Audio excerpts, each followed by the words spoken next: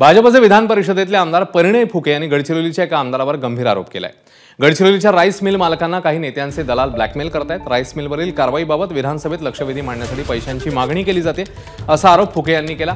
या संदर्भात एक ऑडिओ क्लिप आणि एक व्हिडिओ क्लिप त्यांच्याकडे आहे। या क्लिप्स ते मुख्यमंत्री फडणवीसांकडे सुपूर्द करणार आहेत। मुळात 11 मार्चला राईस मिल्सबद्दल विधिमंडळात प्रश्न विचारण्यात आलेला, त्याच्या 2 दिवस आधीच्या या क्लिप्स आहेत असा आरोप फुके यांनी केलाय।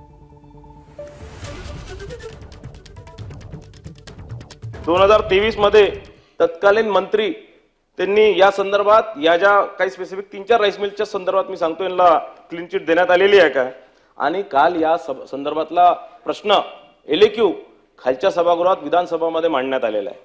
त्या प्रश्न मांडण्याच्या दिवसाच्या 2 दिवसाआधीचे काही ऑडिओ क्लिप, काही फोनवरच्या संभाषणाच्या, काही त्या या राईस मिलर्सच्या ऑफिसमध्ये काही एजंट टाइपचे जे लोक आहेत, जे हे प्रश्न का लावायचा नाही किंवा लावल्यावर काय होणार किंवा अशा प्रकारच्या धमक्या देण्याचं व्हिडिओ क्लिप माझ्याकडे आहे। ते मी आज माननीय गृहमंत्र्यांना, माननीय मुख्यमंत्र्यांना या संदर्भातली सूचना दिलेली आहे। दरम्यान परिणय फुकेंचा अंगुली निर्देश नाना पटोलेंकडे हे आता स्पष्ट झालंय, कारण पटोलेंनी विधानसभेत विचारलेल्या एका प्रश्नाकडे स्वतः फुके यांनीच लक्ष वेधलेलं आहे। पाहूया।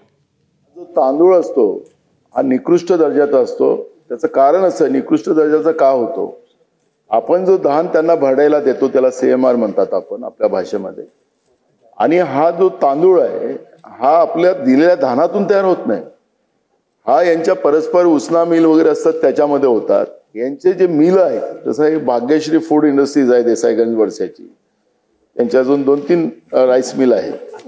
हे लोक काय करतात की जे इलेक्ट्रिक बिल जे दाखवतात ते इलेक्ट्रिक बिल त्या उसना राईस मिल असते त्याच्यातले दाखवतात, आपल्या या रॉ जो राईस होतो त्याच्यामध्ये दाखवत नाही, कारण तो तांदूळ आपल्याला चालत नाही, आपण उसना तांदूळ घेत नाही। दरम्यान नाना पटोले यांनी मात्र हा आरोप फेटाळून लावलेला आहे। चिल्लर लोकांवर आपण प्रतिक्रिया देत नाही असं ते म्हणतात।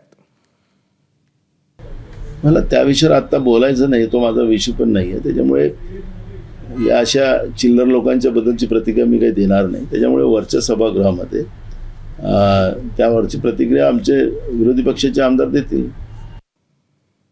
दरम्यान पटोलेंच्या विरोधकांनी साहजिकच मग चौकशीची मागणी केली, मात्र त्यांच्याच पक्षात असलेल्या विजय वडेट्टीवार यांनी देखील तीच मागणी केली आहे। पटोले आणि वडेट्टीवारांमधलं नातं जगजाहीर आहे, त्यामुळेच वडेट्टीवारांनी संधी न दवडता थेट पटोलेंच्या चौकशीची मागणी केली आहे। परिणय फुकेजीकडे काही पुरावे असतील तर ते देतील ना, त्या पुराव्याच्या आधारावर चौकशी झाली पाहिजे।